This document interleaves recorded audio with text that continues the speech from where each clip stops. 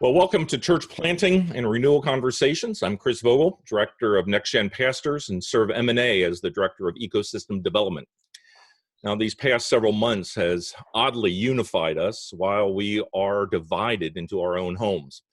With a common viral enemy, we are finding at times ourselves alienated by viral opinions that can spread throughout various media platforms.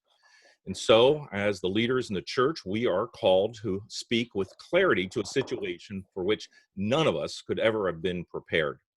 Our callings as shepherds, the good news is it drives us to our great shepherd to seek guidance from him at this time. Now, the Lord's mercy in this is that he gives us counsel with one another as we come before him. Now, the reality is our church, although of course is one, our churches are spread throughout the country and are in diverse contexts, which means there's no one simple plan, not a single path forward, but we still need counsel. And for that reason, we put together this panel, a panel not meant to be of experts and those that know everything, but indeed a panel of people who are thinking, engaging in the context of churches in various contexts and in various places.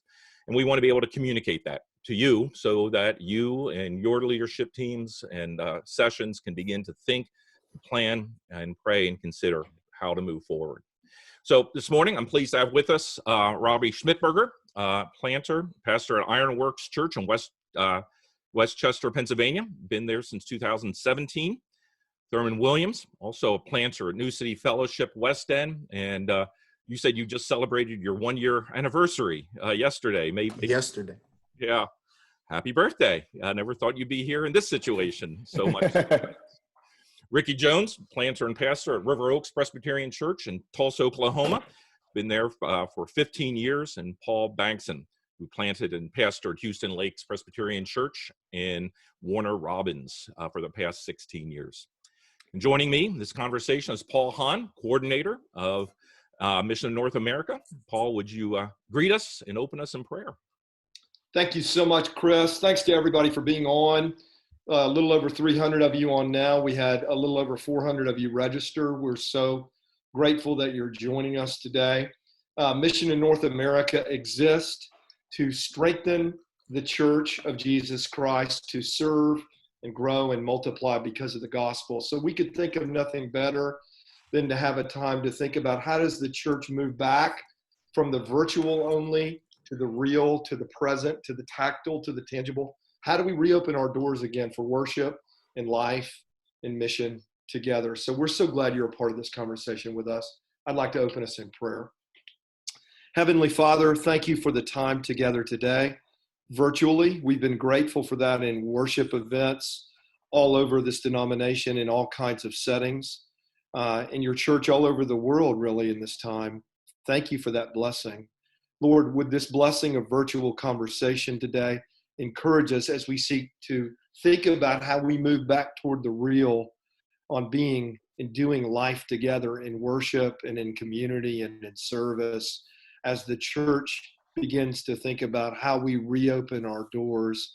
They've never been shut, Lord, in terms of our prayers and in terms of our virtual engagement with people and in worship to you. But Lord, we're looking to reopen again in terms of being physically present and engaging our communities. So help us, oh Lord, in this. Bless these conversations so that your church can flourish in the gospel, oh Lord Jesus. We pray it in your name. Amen. Amen. Well, great. What I'd like to do as we get underway before we really jump in with so many who are participating and with the panelists in this kind of format, the reality is, for better or for worse, it's just our six faces that you have to look at. But we do want to hear from you, and we want you to be able to engage with us. And you'll notice at the bottom of your screen, there's not only the chat box. If you've been using Zoom, and you probably have a lot recently, you can use that. But there is also a Q&A box. And so if you have any questions, please feel free to submit them there. With so many people, we may or may not be able to get to all of them, but we'll be looking at those and bringing those up as well. At the conclusion of our time together, I also will be letting you know how we're going to get this information to you, and as well as any of the plans that are these churches or others that have submitted, to be able to disseminate those, so you'll be able to have access to that as well. Well, I've given the briefest of intros. If each of you would just give us a little bit more about the context in which you're in. Again, we're probably all doing something fairly similar, so not so much how you've responded, but what has been the most recent engagement that you have in your various churches? Go ahead, anyone. Well, we went ahead this week and just kind of did a test run with our officers and family members, and so that's kind of where we started. Is it kind of what you're looking for? We had about, I don't know, 15 or 20 people there, and it is. I'm sorry, I just got a picture of myself. It was hard. It was really difficult.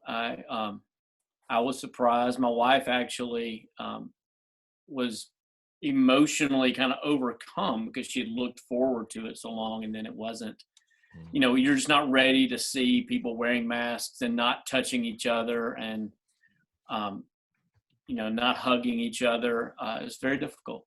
It's much harder than we expected it to be emotionally. So. Anyone else? Yeah, current situation. Go ahead. No, I was going to say we're planning our first service this Sunday, but it's going to be an outdoor service. So that's where we'll be coming from.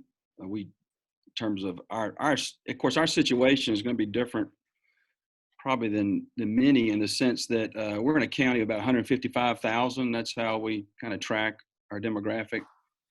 We're in Georgia, which, has the reputation now in the media of being the national death trap because our governor's decided to open things up. But he's encouraged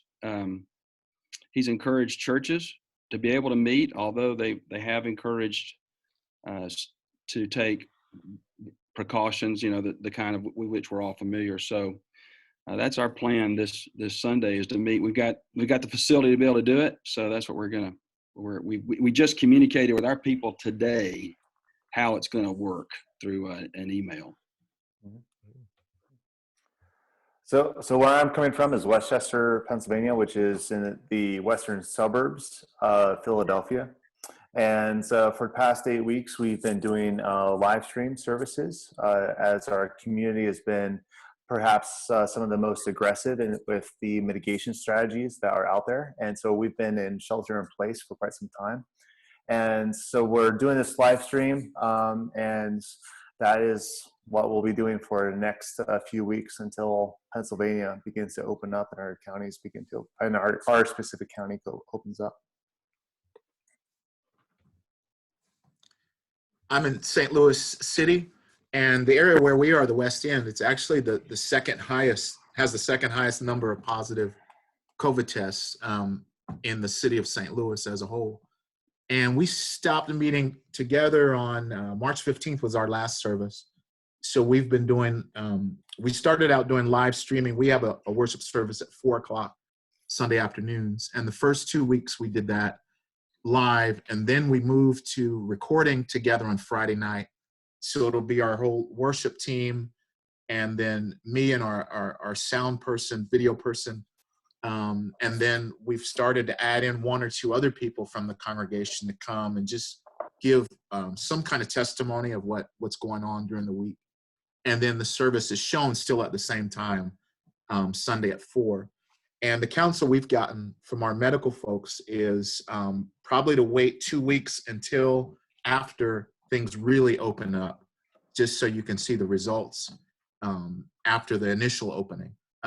So at this point, we're planning on the rest of this month being streaming, and then we're going to come back together and see after that.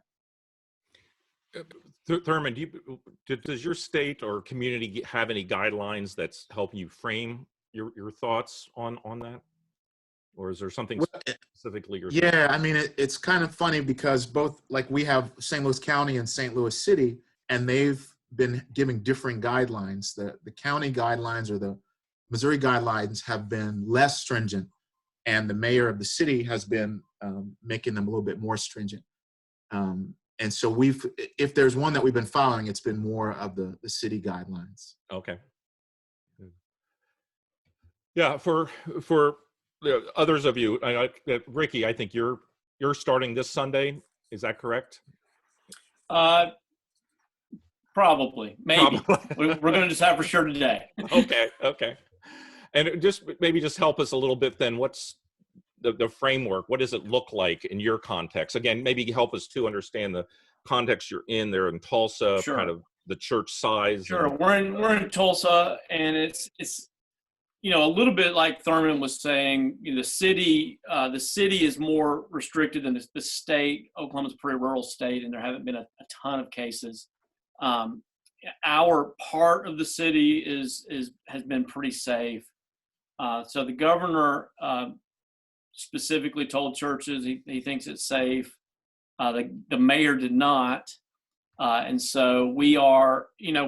It's safe within certain guidelines. They gave guidelines about distancing, and we've been really trying to figure that out. We also have a couple of doctors in the church who are helping us figure out what is safe and what's not, as far as keeping separate. And so one of the things we're finding is that people are not. I think part of me was thinking everybody's just dying to get back, and they're really not. They're scared. People are really scared. And so, there's the two big hurdles that we're having to get over. One is the hurdle of making it safe, which is actually fairly doable. Singing's tough. Making people wear masks is obtrusive, but you can actually keep them safe, especially, like I said, our whole zip code, I think, has only had 17 cases maybe. So it's just not real widespread here yet. The other problem is making them feel safe. And making people feel safe is incredibly hard. And that's where most of our guidelines actually come in, the putting up of, we've got, taped off areas and separating the seats and requiring the masks and closing the restrooms and all those kind of things to make people feel safe. And, that's why we're publishing our guidelines. And we have a video that we're publishing to show people that we're not just going willy-nilly into this, because we want them to feel safe. And then the third obstacle for us, and I'm sure everybody's experiencing this too, is how do we maintain the streaming and letting people in? Because like where we have our cameras set right now, people walking in front of us is going to completely ruin it. So that's like adding a whole different segment of difficulty. Like, all right, well, 3/4 of our church are still going to just do it, but through streaming. So we can't let the people who are there ruin that. There's a lot of issues. Chris, a couple of questions that have surfaced here I've been following. Ricky, just real quickly, a good question from Doug Doman in North Carolina. How are you? What have you learned further about the emotions of your people from doing that trial service? What will you take into the first real service from having that dry run experience? Yeah, that's a great question. For people who are like me, so I'm a toucher. Like if I have not hugged you or shaken your hand, I might as well have not met you. And what I've learned about myself is that if I see somebody who doesn't hug me or shake my hand, I feel rejected. And I'm having to communicate to myself, that's not true. They're not rejecting you. We got to get everybody else kind of on that page.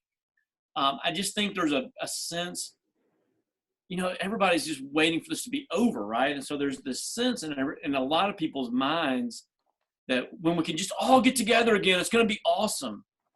And the sad truth is it's going to be a really long time before worship is the way it was. A really long time. And and I think to some degree, well, the way my wife said it was, it's just another death we have to die. It's another thing we have to die to. Right. Like worship is not like it used to be. And even if we're all in the same room, it's not going to be like it used to be. And I Yeah. think, I don't know how much, you can communicate that beforehand, but definitely while it's going on, just acknowledging it, I think is the best you can do. Yeah. Hey, Ricky, let me jump on something else here, because like it's not going to feel joyful either. When we first, like I said earlier, this is our 8th week. When like 4 weeks ago, everyone's like, "Hey, as soon as we get back together, it's gonna be a major party. Let's have food trucks." At least this was me talking. At least let's have food trucks, make the party, whatnot. But now it's just like there's going to be division within our churches. What service do you go to? Do you stay at home? Do you wear a mask? Do you not wear a mask? And we need to have space for lament. And we like Ricky, your wife is dead on. It's just like we've had a death of the normality and the beauty of our regular worship. And that's something we need to really help our people grieve in. Yeah. Yeah, so I'm hearing there's a kind of a dual function of certainly the logistics that are involved, but then there's how do we tend to their hearts in processing it. So anybody want to speak to either one of those to focus in on bringing them back if you're at 50% or less occupancy and keeping them distant? Which service do you go to? I mean, how do you help that if everybody all wants to flow to the one? Are you having registration email? I heard one church mentioning that, and the other one is how are you handling as shepherds the hearts of the people? I'll confess that this has been so stressful for me from a logistical standpoint. And it's not just me. What happened here in Georgia was our governor had a press conference Monday afternoon, April 27th at 4 that I did not watch. And then within an hour, I'm getting an email which he announced that Georgia was going to reopen in a phased approach, and that he did mention specifically he could have in-person worship. So I get an email within an hour of that press conference. Hey, are we having church this Sunday? And that was just one person, but still, then I got a text shortly. So our session met on Zoom Tuesday. We started a task force of 2 elders, 2 deacons, and a couple of healthcare professionals. And I have personally, and I've been so absorbed with all the logistics of just putting on, and we're doing an outdoor service that's somewhat of a hybrid, where we have people bring their own chairs, sit on the front lawn. We're going to live stream it. I've got an engineer in my church that he could pull that off for us at the same time, but also have place where there are certain parking spaces where they could view what's going on, and we're going to have an FM transmitter and do the drive-in kind of thing. But again, to get to the point, I've just been so absorbed with the logistics and literally losing sleep over the logistics that I've not given myself time to think about the actual, what will worship feel like, and how will you shepherd people through the issues y'all are bringing up. Paul, lots of questions coming through about outdoor services. How did you arrive at choosing to go that route? And what are the special things you're doing in that regard? Well, it came out of our task force meeting a week ago last night, and really a nurse on our task force, she said, "Have you thought about meeting outside?" And then the doctor on our task force piped in. He says, "Yeah, this thing doesn't do well outdoors." And so we just jumped on it and began to think through it. And so we're going forward with the outdoor, and Lord willing, hopefully we can do it again the next week. One of the benefits of being a church our size, on a really good Sunday, we're about 140, 150 in attendance, is that, we can turn on a dime if we have to. We don't face some of the pressures a larger church would face in making quick decisions, but that's how we're going forward. And you have a pretty large grounds at your church too. Yeah, the front yard, I think it should be plenty big. I think, I'm kind of more in Ricky's camp. I'm not sure that we're going to see people flock back. And we have today encouraged our members 65 and older, watch the live stream. If you've got a chronic health condition, watch the live stream. So we're encouraging certain folks to stay home. If they're not feeling well, stay home. You know, the classic, what we've come to know now is the classic warnings. Thurman, in your context, you don't have a yard, you don't have a building. So what does that look like for you? What are the options that are kind of going through your head? Yeah, I just wrote down the idea of outdoor service. That's something we were talking about months ago in a park that's across the street from where we meet in a building, because we were going to do our 1 year celebration outside in the park anyway. And so that's also a place where, and we're also like in the same situation Paul's in. We're smaller. I mean, we're 70, 80 at max, like 100 people. And so we can turn a little bit more quickly with that. But one of the things that we found is maybe a third of our people are in that high risk. And we're already in a high risk place. And so we've got to think through a lot of those things. And one of the things our people have expressed is they really want to get together. Like, one of the blessings of our church plant has been like kind of reaching people on the margins.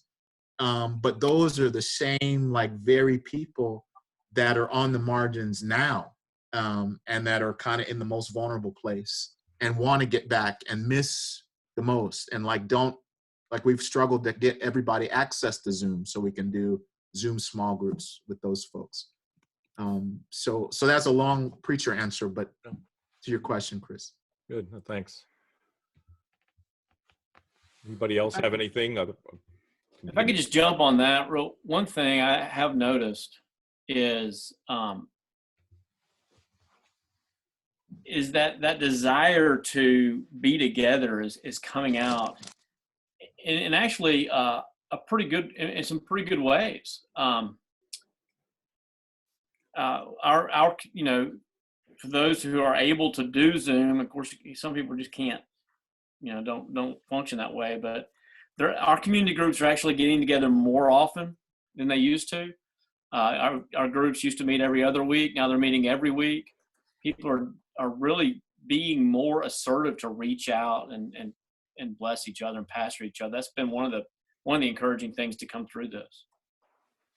That's good. Are you kind of, what provisions are you making available? Are you having hand sanitizer, masks available if someone doesn't have any, requiring masks?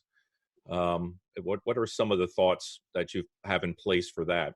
And then I want to begin to ask some questions about the sacraments and the Lord's Supper, what that means. But and that first part, any thoughts on there at this point? Yeah, sure thing, Chris. We're going to go ahead, Ricky. You're on the screen. You go. Okay, so we're doing hand sanitizer stations. That's one provision. We're also going to be having masks that are available for people to pick up. We are still, we might not be meeting together till August. We don't know. So the question is, we'll see what the guidelines are going to be at that time. But we'll have at least masks that people can pick up, and a decent number of my church wear masks out and about anyways. So masks are another, but then also we won't be printing bulletins. We'll have digital bulletins. Everything will be on screen. So we would be doing quite a bit to minimize just interaction. What about singing? That's a question that has been raised, the atomization. Yeah, so, I'm not an expert on that. I really want to wait and see what comes out. I think it's one of those questions that by the time we're meeting together, that's a question that's going to be answered for us. So again, like I said, we might not be meeting until July or August. I think that might be a better question faced for one of the gentlemen who are meeting this weekend or in the coming weeks, because it's more timely to them. We are requiring masks inside the building. So once you come in, you have to put on a mask, and we're ushering people to seats to kind of help with the social distancing. So the usher won't take you to your seat until you have your mask on. We are singing with the masks on, which is difficult. It's weird, but it can be done. We're actually, some ladies in our church are sewing masks, and we are in the process of buying, the ones the cool kids are wearing, the gaiters that you just pull up. We're gonna get some cool kid masks with the big River Oaks logo right there on your mouth, so everybody will know who you're singing for. But yeah, that's been the hardest one. I hate wearing a mask, and everybody can tell it. But if the leadership doesn't wear them, no one else will. And just also on the chat line, I did see questions about older congregations. We have strongly encouraged. We went back and forth about the word prohibit. I hate the word prohibit, but we're as strongly encouraging as possible everyone over the age of 65 to stay home, everyone in the high risk categories to stay home. Of course, no nursery, which honestly, the no nursery and the knocking out of people over 65 kind of knocks out about 2/3 of our church. Yeah. With the question with the nursery and just children in general, then what is the plan for helping children? I mean, by their very nature, social distancing in children goes as well as social cues in children. That's why we love them so much. So what are the plans for you for that to help them and help with the parents so that they're not in harm's way or part of a problem? Any of you? One of the recommendations that's come to us in terms of our outdoor service is encourage families to bring a blanket that they can sit on and have the kids stay on the blanket for the service, which this is going to be a short service, a shorter than normal service to help with that. And we're also closing the church building to discourage bathroom use. And that's another reason for having a shorter service. Just doing one service, or are you? We're just doing one service, right? Okay. Right. The outdoor. So, and as far as masks, we just told people if you feel more comfortable wearing one, please do. But being an outdoor service, we're not stressing it. Any other thoughts? Chris, Yep. we are requiring people to sign up so we know which worship service they're planning on coming to. And that's, again, we can't use the word, we're trying not to use the word prohibit, but we're using, we've emailed out invitations, and we are going to require them to pre-register, because, according to social distancing, we have a sanctuary with 500 chairs, but we don't think we can put more than about 90 to 100 in there safely. So we just have to know. Yeah. And Ricky, you would on a good Sunday have 600-700 people? 500. 500. Yeah. So you servicing maybe less than half, right? If things go well, right? Yes. Mm-hmm. Yeah. And we're just going to figure out how many services we have to open up to. So like I said, right now people aren't dying to come back, and the messages we're getting in response have been, we're more concerned about safety and going slow than about rushing in. But we'll open it up we'll have to figure it out. I don't know what that's going to be. Is anyone taking temperatures upon entry? We are not. Okay. I didn't know if that was okay. Well, Lots of questions about whether you're preaching in a mask or choir in a mask or music team in a mask. Yeah, if you're on the stage, you can take it off. That's our rule, right? Because you're way away from everybody else, and so agreed. If you're on the stage, we're taking it off. And I saw a question, and I'm trying to answer some of these over here. I don't know if that's what I'm supposed to be doing. Oh, that's great. We are trying to disinfect the building between services. So. Yeah. I find that for like the disinfecting the building in between services, that's what we have to do. Like just even following state guidelines saying sanitizing, so bathroom, high touch points, and doing a thorough cleaning every week. So that's what we'll be seeking to do. one question that does often come up is the question regarding sacraments. How are you thinking about that at this point? If you open up, what's going to be the practice now? And have you given thought to what a phase 1, 2, or 3 looks like for that? Yeah, so, hey Chris, I'll take that. So we have a box of prepackaged elements, and very kindly, a very large non-denominational church in town donated a box to us because on Easter Sunday we live streamed our service and we had communion outside the steps, outside our doors. And so people would come by after a sermon, and I would give them the Lord's Supper through the prepackaged elements. And so that was one thing we did. But as we go forward, like, we are a church that celebrates weekly communion.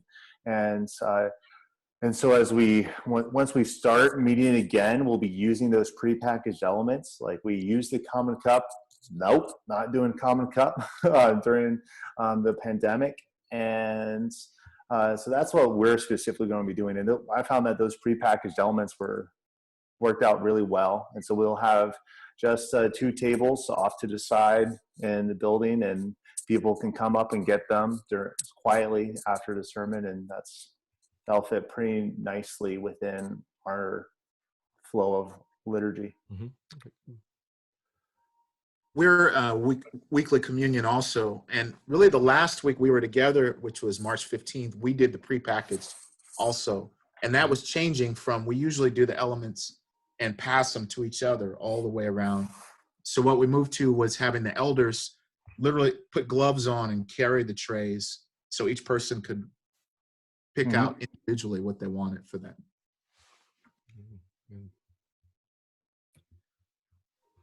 That's our plan. Our plan, we're very similar to what Thurman does, and I've ordered the prepackaged. They haven't arrived yet, but we're not going to do it this Sunday with the outdoor service, and our people know that.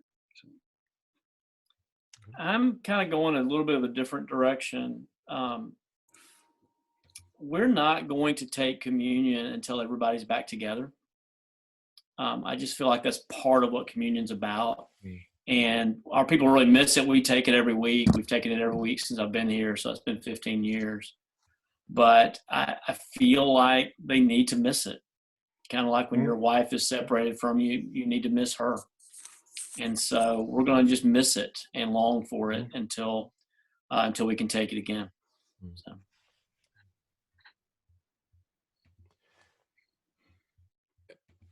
Any thought given to other aspects that are part of the church, of weddings, funerals, what that's going to mean for you and your congregation? Yeah, I actually did a wedding a few weeks ago. It was just the bride, the groom, and I think there was only 8 of us there. So that we're following the guidelines. It was less than 10 people. It was going to be in their backyard, but all of a sudden it became overcast and looked like it was going to be raining. So we had it in our sanctuary. This very specific thing is we want to abide by the guidelines. So as much as we want to continue doing what we can do within those guidelines.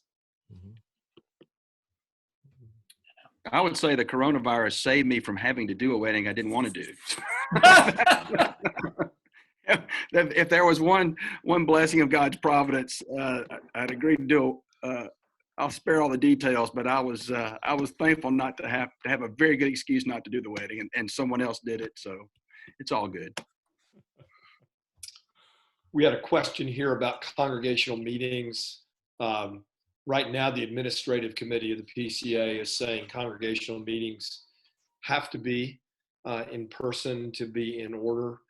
So you could certainly have town halls that were not formal congregational meetings virtually or in segments. But if it's a formal congregational meeting, presbyteries are dealing with the same thing. I would encourage you to go on the AC website and connect there for more on that. Some good questions on that. Paul, I'll mention a good resource that we found, and this particularly helpful in southern states. The Southern Baptists are well organized, and the Georgia Baptist Mission Board They have a website, and they've thought through a lot of these things. I mean, a lot of things that everybody's already touching on, but we found that website to be very helpful. Our brothers in the Southern Baptist Church have done some good legwork for us. So yes, the Georgia Baptist Convention's website is a cutting edge for these kinds of questions. I would encourage everyone to look at that. Chris will be doing some wrap up at the end, and we'll be following up with you with emails and information on NextGen and the M&A websites. But Larry Hoop is publishing an article in By Faith that will be published very shortly that references that Georgia Baptist website and a lot of other great resources. So look for Larry's article coming out in By Faith. It should be out, I think, very shortly in the next few days. Yeah. Larry, if you're on, feel free to put that in the chat information as well. I think Jim Moon just did. Yeah. Good. Thanks, Jim.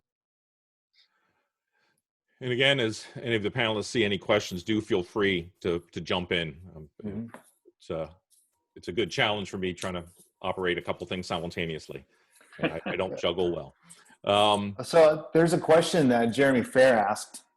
Jeremy asked about, as much of the discussion has been about corporate worship, is anyone else talking about in-person gatherings like women ministry studies? I can specifically say what we've done.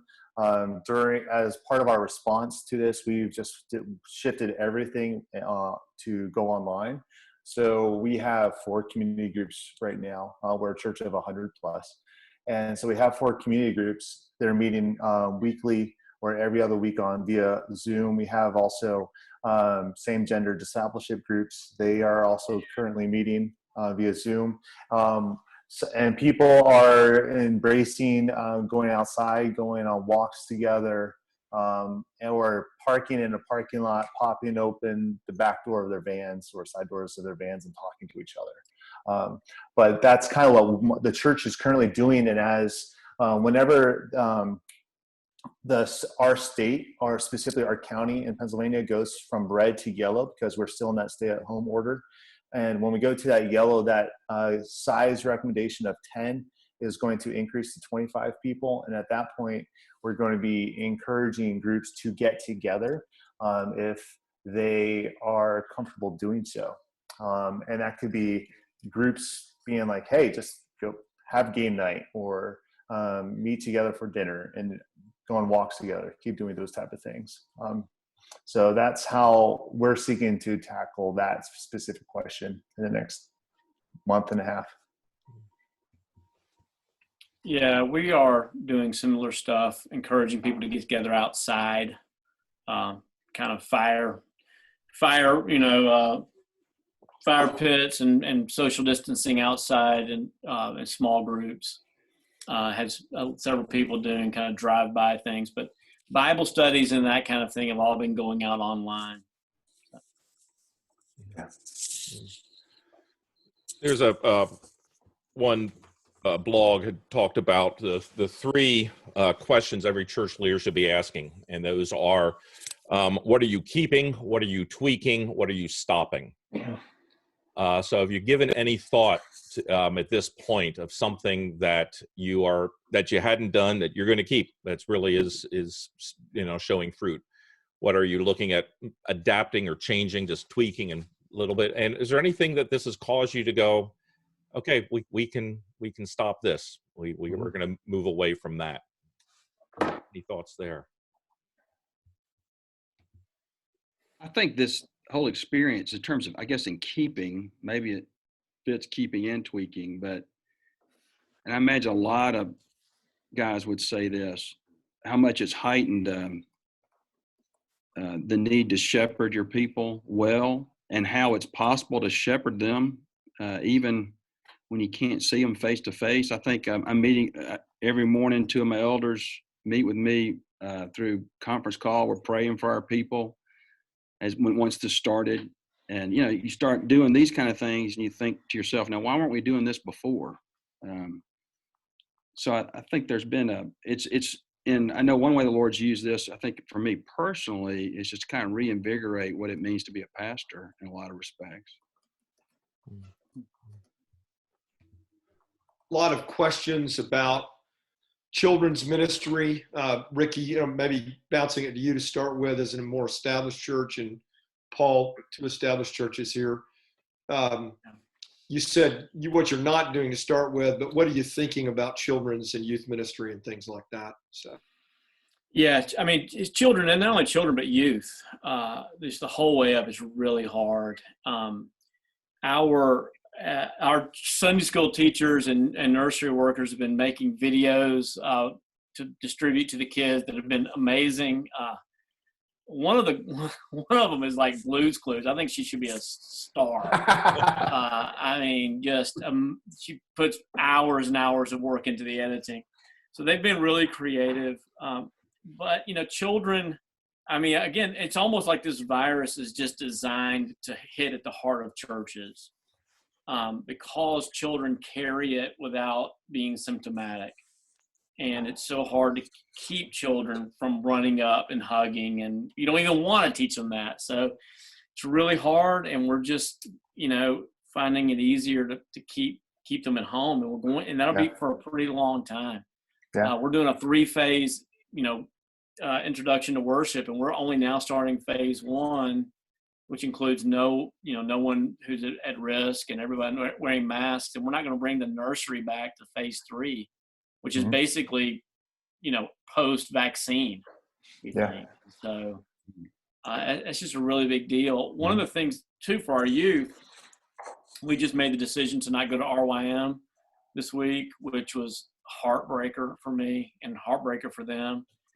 And so I kind of recorded a video to send out with that message and just challenge the parents in a good way, just to say, guys, you can't rely on us. I'm sorry. I wish you could. Up until, frankly, the way I parented was I relied on other people. I relied on teachers and coaches and camp counselors to kind of occupy and entertain my children. And so I'm trying to encourage them to see it positively. Is like, this is your chance to make memories. You're going to never forget. I guarantee you'll never forget the summer of 2020.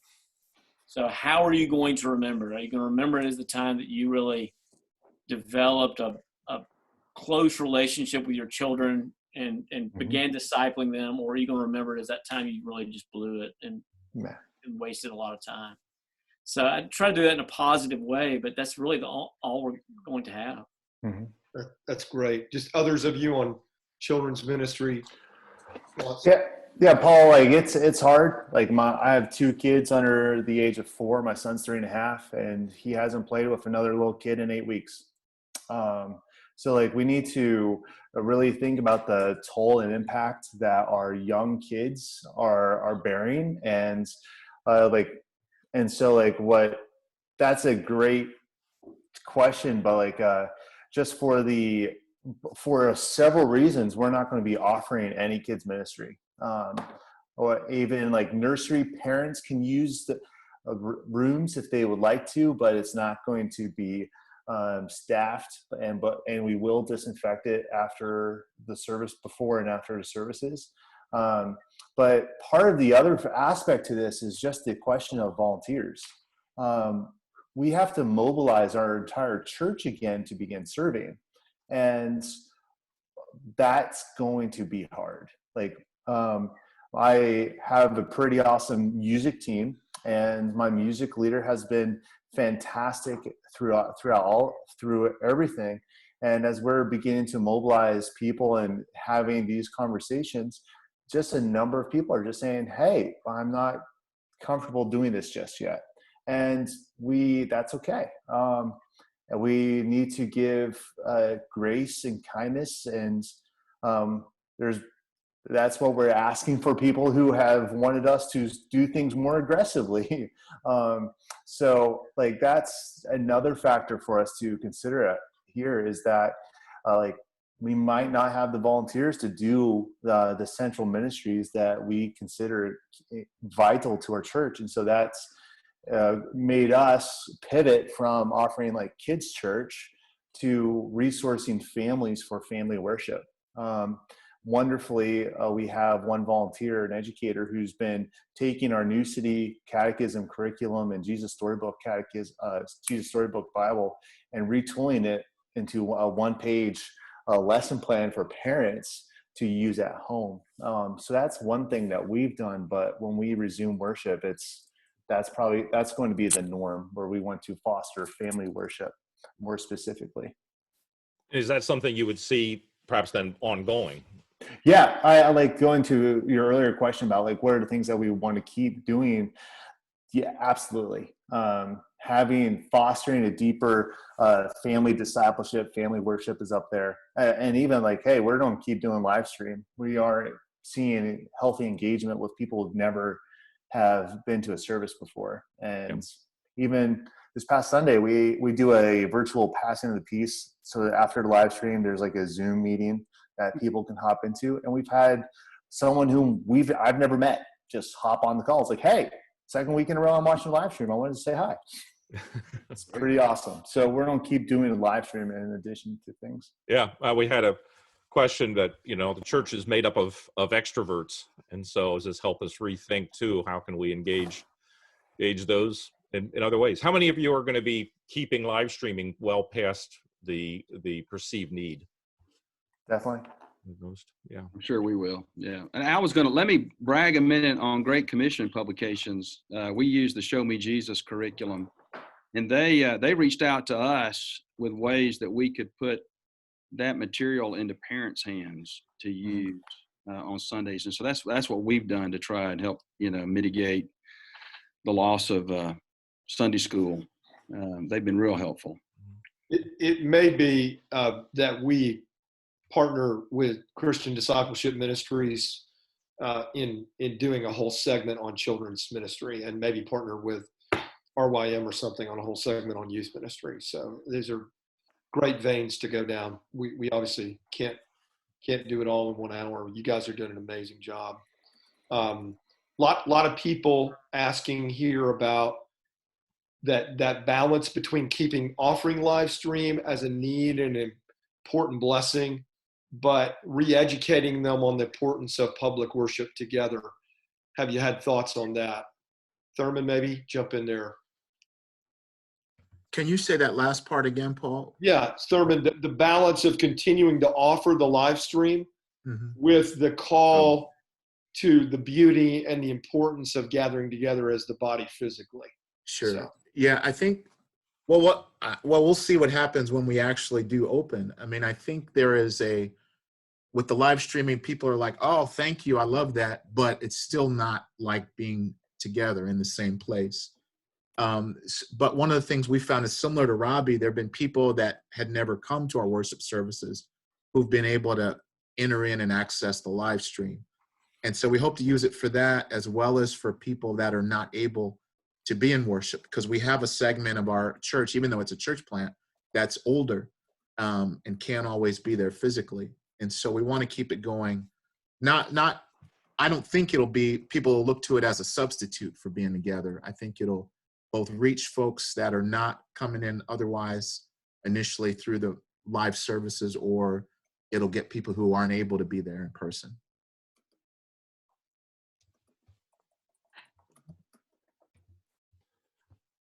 Anybody else? Well, I was going to say, I've been intrigued with the observation someone made about live stream, is that it's a really easy way to reach out to your unchurched neighbors and friends. Visiting a church may seem like such a strange place for them. So, hey, why don't you check out our church on the live stream? It might make them more open to actually visiting in person. So all that's to say, we don't have any plans now to discontinue doing the live stream. Whereas we started for the very first time March 8th. Right. Any adaptations to the live streaming? And that gets to the keeping, tweaking, stopping. Is there just as is, but have you thought any ways that it might, again, benefit or adapt it in some other ways you hadn't seen even before you began it? I mean, we bought a much higher quality camera, and it's definitely been putting more money into that, and through different avenues of putting it not only on Facebook but YouTube and some other places that are more designed for it, and encouraging. One of the things I started doing, I feel cheesy doing it. I feel like you're a YouTube star. Click like and subscribe. But actually saying those kinds of things, because people, we're all like sheep. We need to be told what to do. And so, a couple Sundays ago, I just said, hey, I know you're watching on Facebook. Hit the share button. Just hit it. And a lot of people did. And the number of people who viewed, I know they weren't full length views, but the number of people who viewed something from our worship service jumped from like 300 to 5,000. I mean, it's awesome. It's pretty amazing, the outreach that those things, the opportunities those things give you. So it's pretty cool. Good. Anyone else on that?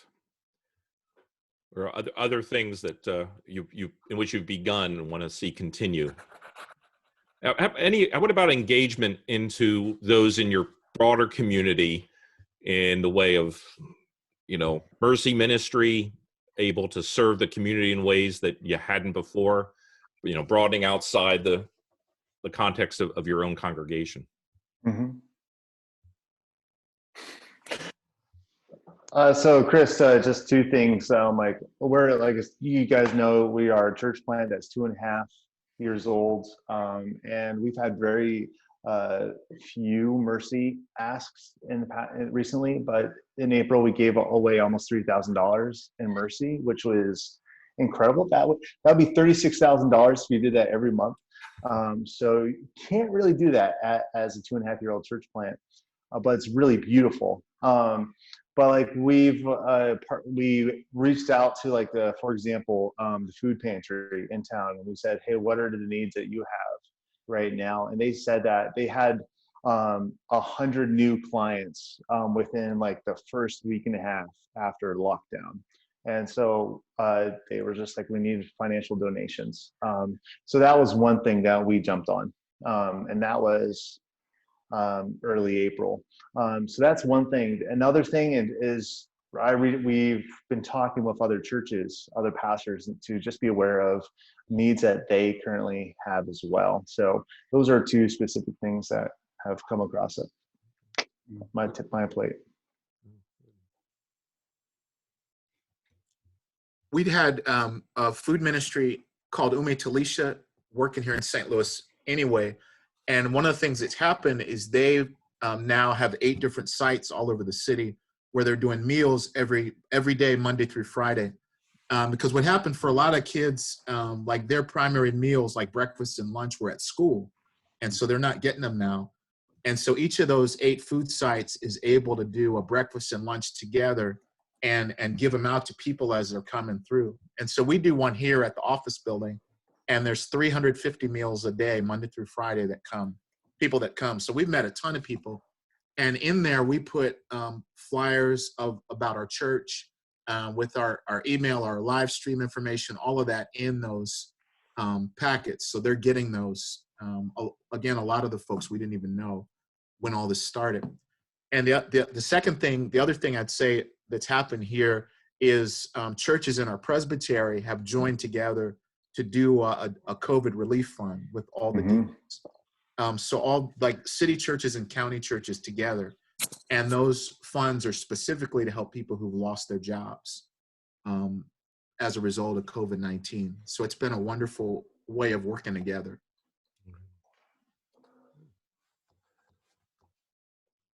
Any other thoughts? We're going to soon come to our time. We'll be stopping at the top of the hour, and if there are other questions or anyone who wants to keep being able to talk, we certainly can, but the main program here, and there have been a lot of questions, and I'm going to capture all of those too. At least I'm going to attempt to capture all of those, because they are great.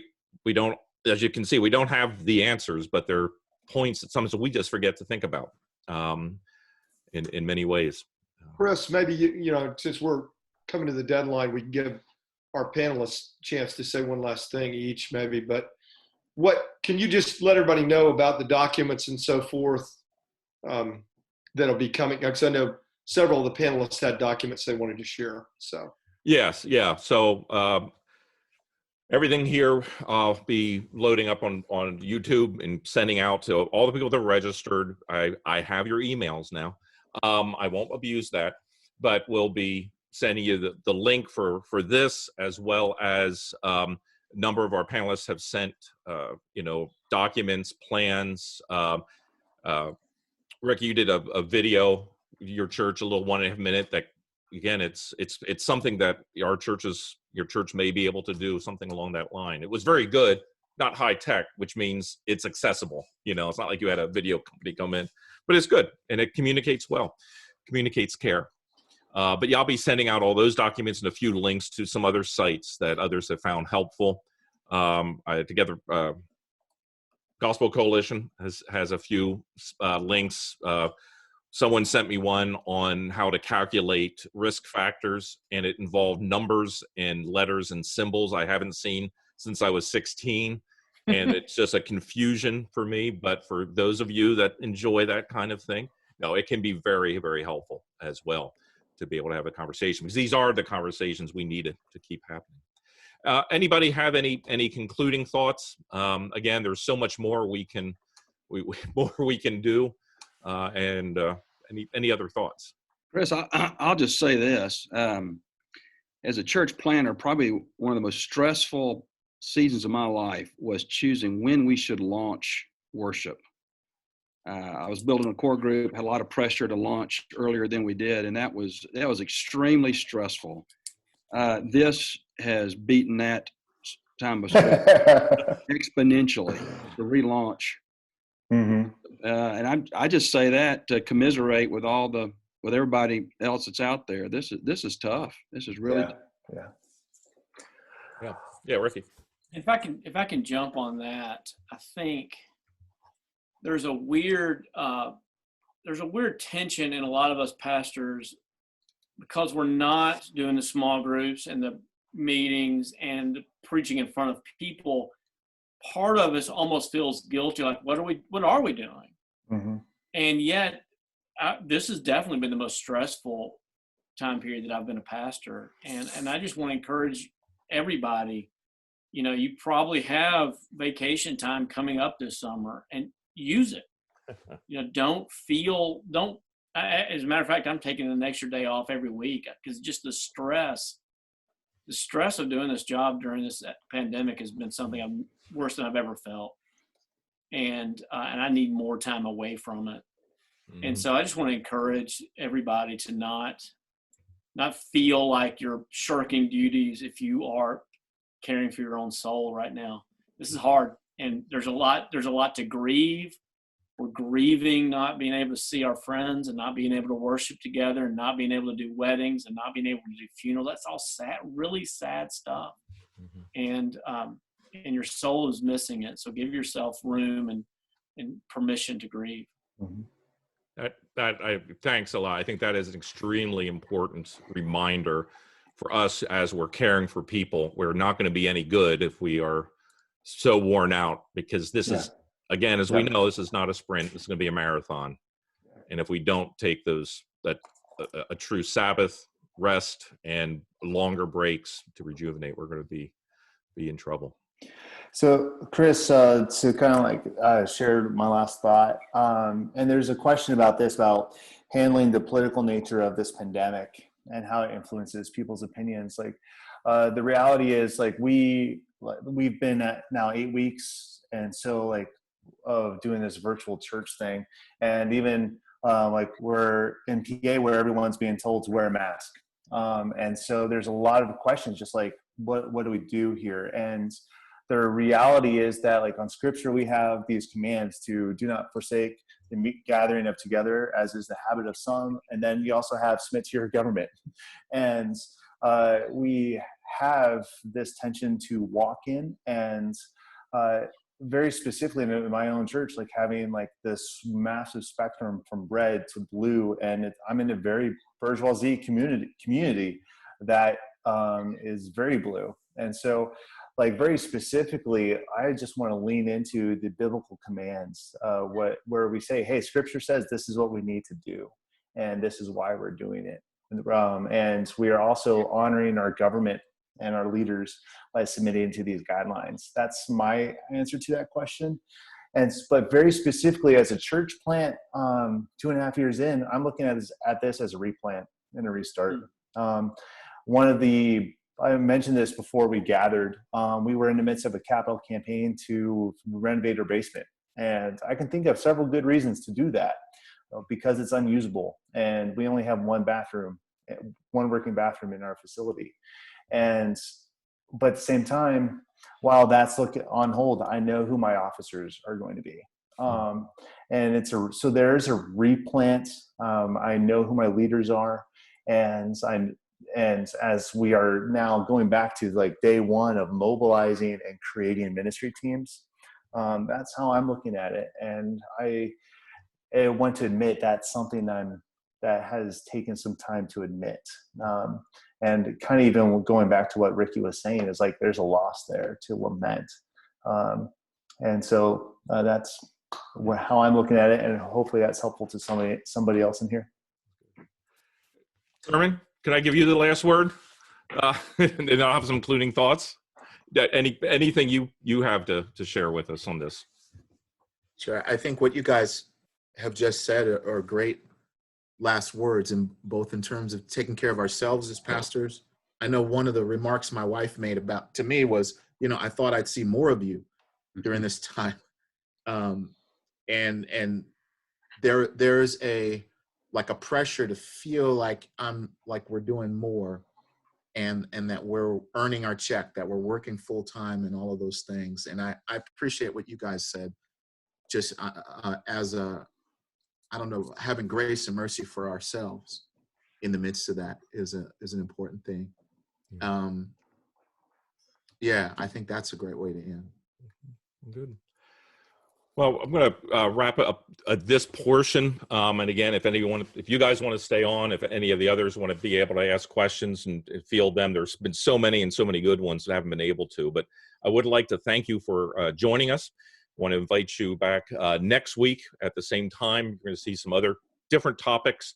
If there's any suggestions you have for this kind of a conversation, I know this is one that's so pertinent and pressing that has generated a lot of interest, and it's been great. But want to be able to have this forum on a somewhat of an ongoing basis every other week or so. We'll be having some other guests. We'll be talking with Flourish I believe next week and the following week with the New England Church Planting Network and the Midwest Alliance. Both in light of all this, they're doing summer internships, but they're virtual internships. And what will they look like? And to have those kinds of conversations. So again, Paul, if you would just close us in prayer, but we'll stay on for anyone that wants to continue the conversation. Thank you, Chris, and thanks, Ricky and Paul, Robbie and Thurman. Thanks for everybody being on. Father in heaven, we are grateful for the time. Please have mercy on your church. Protect your church.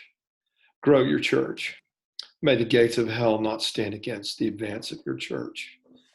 Lord, care for us as a tender mother cares for a babe. Care for us as a shepherd cares for sheep, a shepherd who even laid down his life for the sheep. So, Lord, draw near to us. Help us to draw near to you. May we be nurtured by your grace. May we nurture others in your name in this unique season. We pray that many would renew their faith in you, come back to you, Lord, or come to you for the first time. And we ask this all, Jesus, in your name. Amen. Amen. Amen. Good. Well, thank you. Let me say a word about future events. Next Gen runs this in partnership with M&A every other Wednesday, basically. M&A also runs a webinar on Thursdays at 2 Eastern, the same slot. Tomorrow, we're working on evangelism, a series on evangelism. Howard Brown is doing that for us tomorrow. We just had Al Dayhoff for 2 weeks. Hal Farnsworth will be the following week. You can find that information on the M&A website. You can still sign up for that tomorrow, 2 p.m. Is it the series on mercy ministry? And then following, we're hoping to do a series actually on reopening and mercy together. And we may fold in some things on children's and youth ministry and other things. So we'll be working on all of that. So maybe I don't know, Chris, what you're thinking. Maybe we hit some of these questions or now that we're in this free space. Yeah, a little bit more free space. Is there anything that stood out that we never touched? Because a lot of them are good because they're very pertinent, but they're... I saw one that caught my eye. from a couple of people.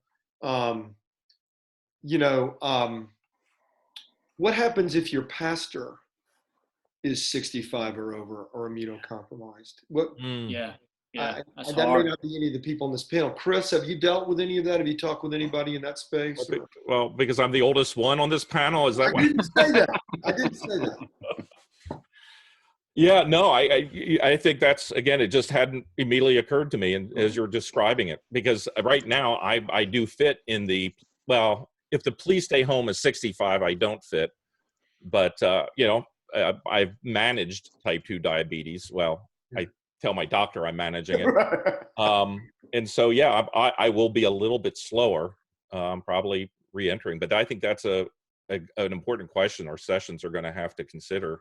How do we care for our pastor? I had not thought about that till I saw the question.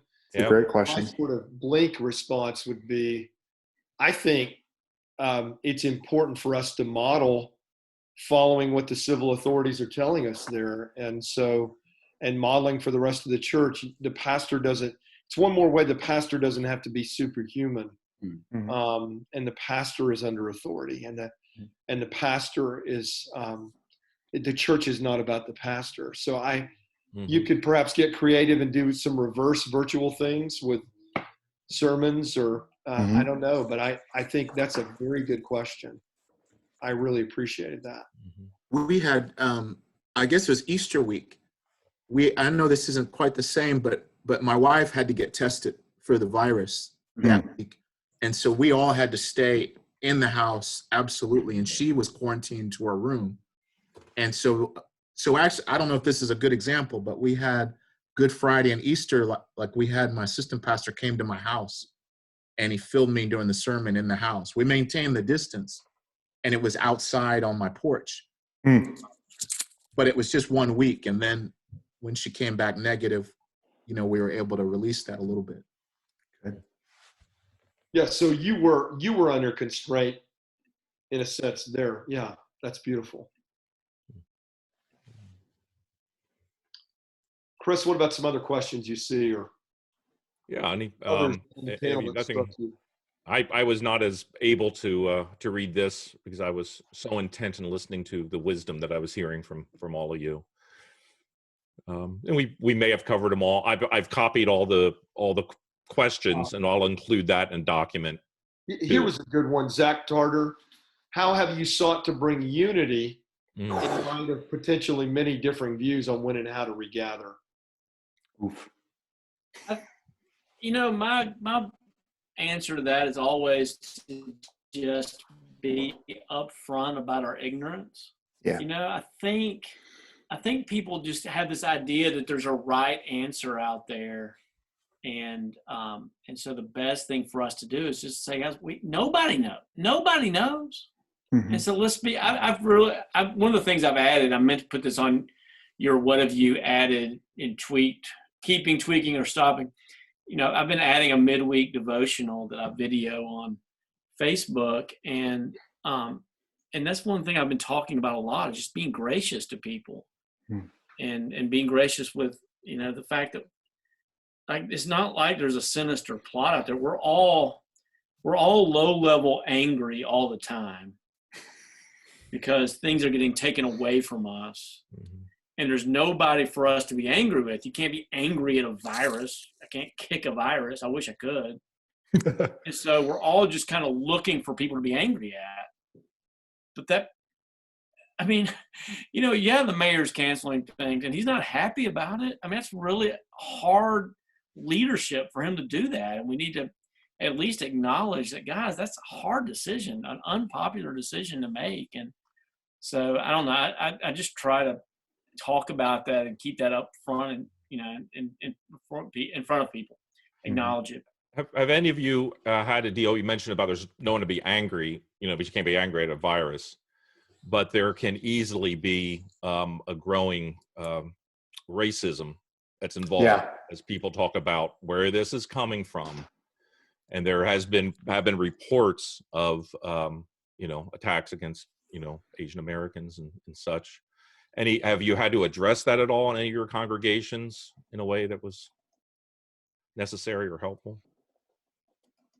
I addressed it. There was a statement that was put out. It was like an Asian American Christian Yep. Association statement. Yep. Many of us signed, and many of us know a lot of the guys that are helped put that together. And I just talked about it in a sermon and pointed people to that and shared it on my page and tried to challenge people to that. And from our setting, I was like you guys know what it feels like to be treated that way. How much more should we be compassionate towards our brothers and sisters that are? What statement was that, Thurman? I'm not familiar with it. It's let's see. I've got it here. It's a Asian American Christian Collaborative statement on anti-Asian racism. It came out just at the beginning of April. Yeah. Okay. Thank you. Lots of PCA leadership in that. Yeah. Really? Yeah. It's an excellent statement. It really is. I signed it. I had some folks in my church sign it. And it's like, I'm even reticent to mention this. But like there was something that offended some folks in my church, and like it was just an offhanded comment, and thankfully the person apologized for that. I just told him, hey, I'll talk to this individual about it, and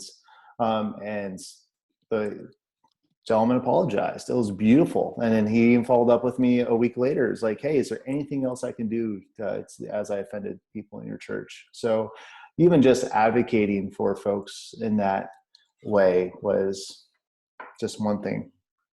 Yeah. Jeremy and several others have posted the link to the page. Yeah. To the Yeah. right. Yeah. I think it's an excellent statement as well. No, it's an opportunity for us to demonstrate who we are in Christ in a way against that culturally can easily come about. Any other thoughts? Otherwise, we'll again going once, going twice. Appreciate your time and your commitment. As I said at the up front, this is not an easy week to begin with. No week in ministry is usually easy. This just makes it all that much more exciting in ways you never would have thought. And but we do appreciate your time, your insights, your thoughtfulness, and appreciate all those who've been able to join us. Yeah, Thanks for inviting me. It was good. One Good to be parting part of it. word, I would just say, we got word right before we came on from somebody who had listened to Ed Stetzer recently, and Ed Stetzer was saying Chicagoland churches might not open up till 2021. Wow. And so you have a Paul Banks and a Ricky who may be opening this Sunday. You have Robbie who's thinking about August, Thurman somewhere in the middle. Chicago might be into the new year. So let's keep each other in prayer. Let's stay connected. Really important to be thinking about one another in the body in this time. So. And we should have a conversation just on this topic again in, I don't know, 2 months or so. But because we're going to keep learning lessons, and for some of you, you haven't been open yet, so you have the advantage to watch our insanity and learn from it. Yeah. You can hear if we're a train wreck on Sunday or not. Like, take the question on singing. We'll have an answer in 2 months. Sadly. No, thank you, gentlemen, for putting this on. Appreciate doing this with you. Thank you very much. Thank you guys so much. Okay. Lord bless. Thank you. Okay. See you guys. Bye-bye.